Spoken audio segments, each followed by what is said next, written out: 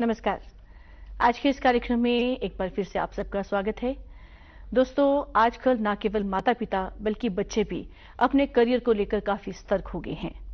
कोई समय था जब हर कोई बच्चा जो है डॉक्टर बनना चाहता था, हर कोई बच्चा इंजीनियर बनना चाहता था। लेकिन बदलते समय के साथ आज कोई बच्चा यूट्यूबर बनना चाहता है तो कोई एस्ट्रोनॉट बनने की चाह रखता है। जरूरत है तो उन्हें सही समय पर उनके मार्गदर्शन की। ये मार्गदर्शन किस तरह से किया जा सकता है, किस तरह से उनकी करियर चॉइस से संबंधित उन्हें काउंसिल किया जा सकता है, कुछ ऐसे ही सवालों के उत्तर जानने के लिए हमने अपने आज के कार्यक्रम में आमंत्रित किया है प्रोफेसर एसके शर्मा जी को, जो कि डायरेक्टर हैं board of directors Mayar group of institutions Jammu. इससे पहले आप आर्मी से मेजर जनरल के पद से सेवानिवृत्त हुए हैं और भारत के राष्ट्रपति द्वारा आपको अति विशिष्ट सेवा मेडल से नवाजा गया है। सबसे पहले तो प्रोफेसर साहब, आपका हमारे कार्यक्रम में स्वागत है। और सर, ये एक बड़ा ही आजकल महत्वपूर्ण विषय है, दैट इज करियर काउंसलिंग। बच्चे जो हैं हमारे देश का भविष्य है और हम चाहते हैं कि हर बच्चा जो है वो अपना सही करियर चुने, ताकि कहीं आगे जाकर ना तो उसे अपने चोजन करियर को छोड़ना पड़े और ना ही उसे कहीं ये महसूस हो, ओह मैं तो कुछ और बनना चाहता था, ये मैं किस राह पर चल पड़ा। तो सर, आप ये बताइए कि इस समय जो है करियर काउंसलिंग से संबंधित किस तरह की चुनौतियों का सामना हमें करना पड़ रहा है। करियर काउंसलिंग नॉर्मली जो टीचर हैं स्कूल्स में, तो वो बच्चे को बताते हैं कि तुम्हारा करियर कौन सा तुम्हारे लिए अच्छा होगा, उसी हिसाब से उसके सब्जेक्ट दिए जाते हैं, फिजिक्स केमिस्ट्री साइंस सब्जेक्ट या कॉमर्स सब्जेक्ट। लेकिन जो करियर काउंसलर है कि स्कूल लेवल पे कैरियर काउंसलर तो होते नहीं, वहाँ नॉर्मल काउंसलर होते हैं।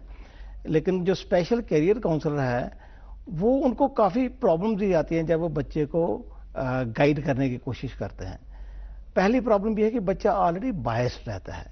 जब वो 11वीं 12वीं में होता है तो ऑलरेडी बायस्ड है कि मैंने एक्टर बनना है, मैंने तेंदुलकर टाइप का मैंने खेलना है, मैं पढ़ाई में कोई इंटरेस्ट नहीं।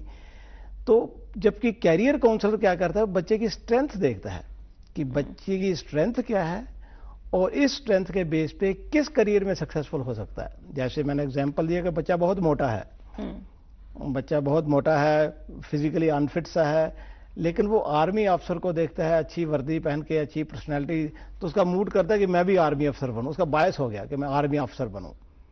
लेकिन वो फिजिकली अनफिट है, उसको अपनी स्ट्रेंथ पता नहीं।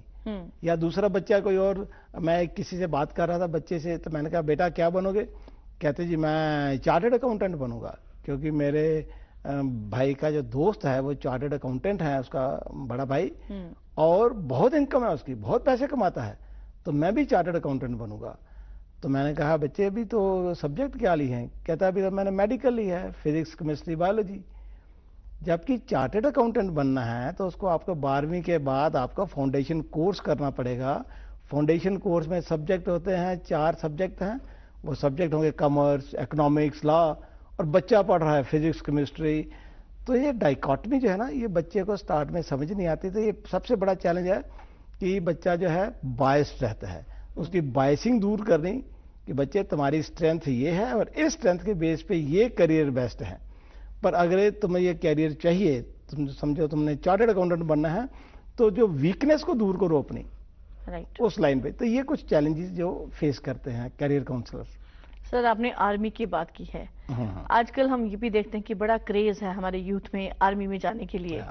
बच्चा हर कोई सोचता है कि मैं ये फौजी की यूनिफॉर्म जो है ये मैं पहनूं, ये वर्दी पहनकर मुझे जो फख्र महसूस होगा वो शायद मुझे किसी और पेशे में इतना ना हो। तो सर, आर्मी सर्विसेज को ज्वाइन करने के लिए एक स्टूडेंट जो है उसको किस क्लास से मेहनत करनी है और कैसे वो इस तरफ जो है जा सकता है।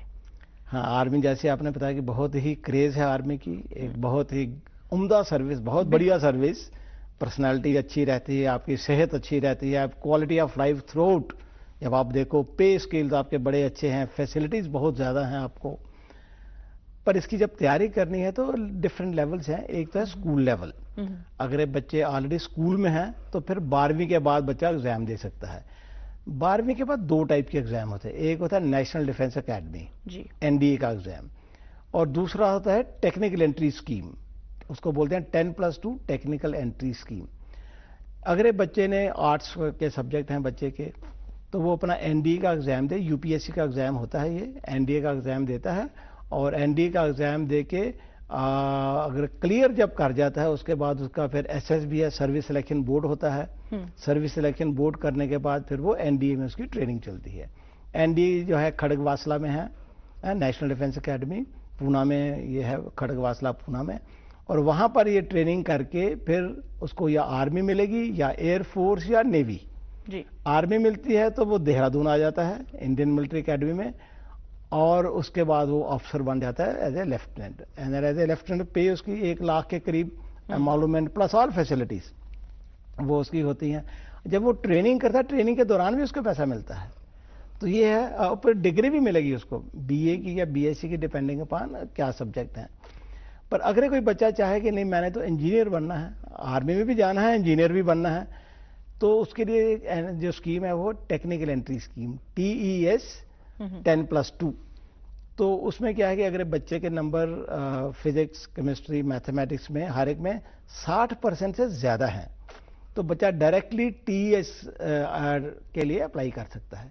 आर्मी हेडक्वार्टर में अप्लाई करके, और उसको कॉल आ जाएगी, फिर एसएसबी में इंटरव्यू देना है, और उसके बाद वो सिलेक्शन सेम प्रोसेस उसके बाद सेम है। देहरादून में उसकी ट्रेनिंग होती है और वो लेफ्टिनेंट बन जाता है। ये है अगर बच्चा स्कूल लेवल पे है जी। अगर बच्चे ने स्कूल क्रॉस कर दिया है, ग्रेजुएशन कर रहे हैं या पोस्ट ग्रेजुएशन कर रहे हैं, उनके लिए अलग है।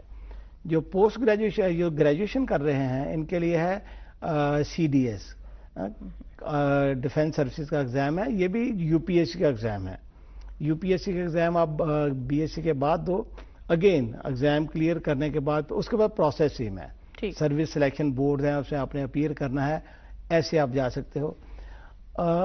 इसमें लड़कियों की भी आजकल है, जैसे मैंने एनडीए का बताया ना, इस साल से इवन गर्ल्स, जैसे अभी हमारा एनडीए का एग्जाम हुआ है अप्रैल में, एग्जाम उसका हुआ है, इसमें 19 लड़कियां एग्जाम उसमें वैकेंसीज हैं। आउट ऑफ 200-300 19 आर गर्ल्स, जिसमें 10 आर्मी के लिए हैं, 5 नेवी के लिए, 4 एयरफोर्स के लिए।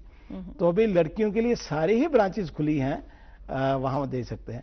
तो बीए के बाद एक तो ये मैंने बताया है। दूसरा, जो स्टूडेंट्स हमारे इंजीनियरिंग कर रहे हैं जी, उनके लिए इंजीनियरिंग का separate technical graduate entry scheme होती है। वो डायरेक्टली यूपीएससी का एग्जाम नहीं देंगे, वो सीधा ही उसके लिए अप्लाई करेंगे टेक्निकल एंट्री स्कीम है, TGS टेक्निकल ग्रेजुएट कोर्स के लिए, और उसमें जा सकते हैं। अभी कल परसों ही इसकी जो एड निकली है, इसकी एप्लीकेशन स्टार्ट हो गई है। तो बेसिकली जो अभी फाइनल ईयर कर रहे हैं स्टूडेंट, या जो अभी इंजीनियरिंग कर चुके हैं, वो भर सकते हैं फॉर्म, और ये जून तक की डेट है, और वो directly technical as a technical graduate की ट्रेनिंग कर सकते हैं।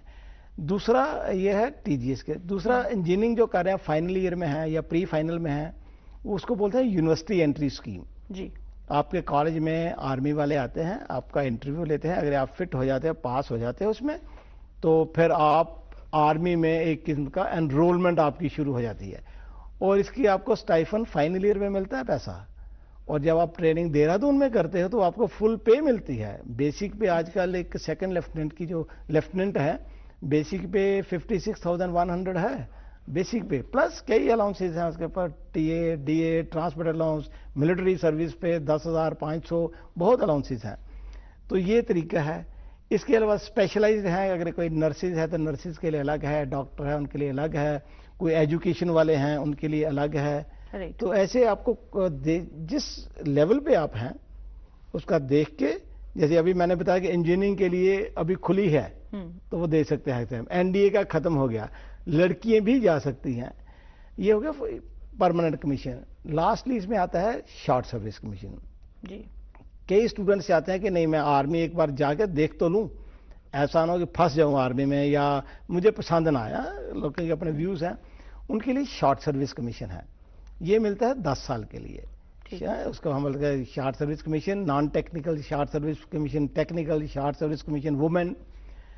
तो वो आप 10 साल के लिए आप आर्मी में रहोगे, फिर आपको चॉइस देते हैं 10 साल के बाद कि आपको परमानेंट कमीशन चाहिए, आपको या एक्सटेंशन चाहिए 4 साल की, या आपने जाना है।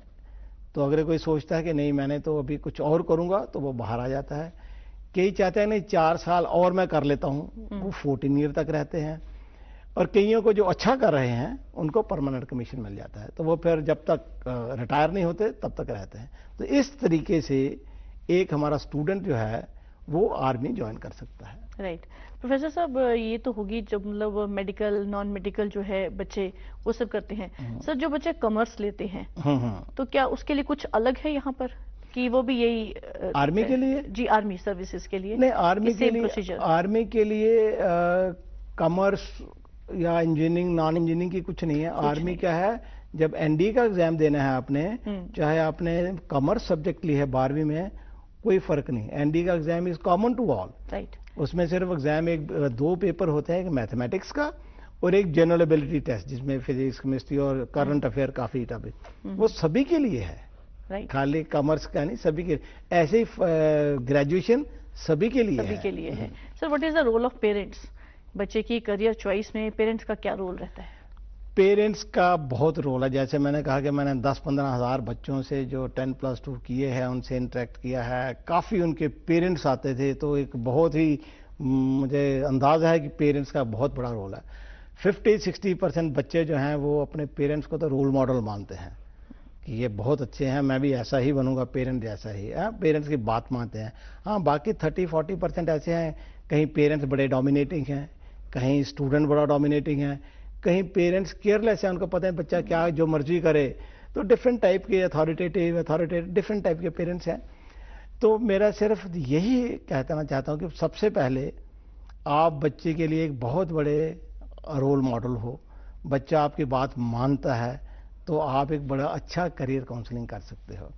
सबसे पहले कि कम्युनिकेशन बच्चे के साथ जारी रखनी चाहिए पेरेंट्स की। दैट मीन्स घर में बच्चे के साथ रोज आपको इन्वेस्ट करना पड़ेगा, 5 मिनट बैठना, 10 मिनट बैठना, उसके स्कूल में पीटीए मीटिंग अटेंड करनी, ताकि आपकी कम्युनिकेशन ब्रेक नहीं होनी चाहिए, तभी आपकी बात सुनेगा। दूसरा, जब अपने करियर के बारे में उसको काउंसल करना है तो आपको खुद भी तो पता होना चाहिए, वो आपको मेहनत करनी पड़ेगी थोड़ी सी एज ए पेरेंट, कि आपके बच्चे की ये स्ट्रेंथ है और करियर कौन सा चाहिए। जैसे आपको लगता है कि आजकल स्कूलों में कंप्यूटर सब्जेक्ट्स हैं, बच्चा मोबाइल अच्छा चलाता है, कंप्यूटर अच्छा चलाता है, कोडिंग के सब्जेक्ट आ गए, पाइथन कर रहा है, सी लैंग्वेज करता है, अच्छा पढ़ रहा है बच्चा, तो आपको लगता है कि बच्चे की स्ट्रेंथ कंप्यूटर में है तो सब्जेक्ट कंप्यूटर वाला होना चाहिए, बहुत अच्छा, तो आप उसको गाइड कर सकते हैं कि सब्जेक्ट कंप्यूटर का हायर लेवल का हो। दूसरा होता है यूनिवर्सिटी का, कि आप कहाँ किस कॉलेज में डालोगे बच्चे को, ये भी पेरेंट्स को तो अच्छा पेरेंट्स को तो भी नॉलेज है जो उनके फ्रेंड सर्कल का। पर कोई किताब, जैसे ये मैंने आपको किताब बोली इस टाइप की, कोई करियर की किताब आप खोल लें, जैसे ये लेटेस्ट करियर दिए हैं इसमें, इस टाइप की कोई मार्केट से, अमेजॉन, फ्लिपकार्ट से आप किताब इस टाइप की खोल के, तो आपको पता चल जाएगा कि क्या क्या कॉलेजेस, मतलब ट्रेंड जो है वो भी पेरेंट्स को इसके बारे में पता रहेगा और वो बच्चे को अकॉर्डिंगली गाइड कर सकते हैं। यूनिवर्सिटी में ये बताना चाहता हूँ कि अगर आपको कंप्यूटर जाना है, जम्मू में माता वैष्णो देवी यूनिवर्सिटी है, एनआईटी श्रीनगर बहुत अच्छा है, लेकिन अगर आपको चाहिए कि जहाँ प्लेसमेंट भी बहुत अच्छी हो, अच्छे पैसे मिलते हों, सारे बच्चे प्लेस होते हों, ऑटोनोमस कॉलेज देखो, जम्मू में 4 ऑटोनोमस कॉलेज हैं, JNK में 2 और आ रहे हैं, 6 बनेंगे, पर कंप्यूटर जो है वो model institute of engineering and technology में ही है। बिल्कुल शर्मा साहब, जिस तरह से अभी आपने बात की है और हम करियर काउंसलिंग पे बात कर रहे थे, तो हमें तो यही पता चला है कि पेरेंट्स जो हैं उनकी एक बहुत ही महत्वपूर्ण भूमिका रहती है, और अगर पेरेंट्स अपने आप को भी बदलते समय के साथ उससे रूबरू रहे और भिज्ञ रहे कि किस तरह के ट्रेंड्स जो है वो चल रहे हैं और हमारे बच्चे के स्ट्रेंथ और वीकनेस क्या है, तो निश्चित तौर पर हम अपने बच्चे की सही करियर चॉइस में उसका मार्गदर्शन कर सकते हैं। इसी उम्मीद के साथ कि आपको हमारा आज का ये कार्यक्रम पसंद आया होगा, हम आज का ये कार्यक्रम यहीं पर समाप्त करते हैं। सर, आपका कार्यक्रम में भाग लेने के लिए बहुत बहुत धन्यवाद। Thank you very much. Thank you.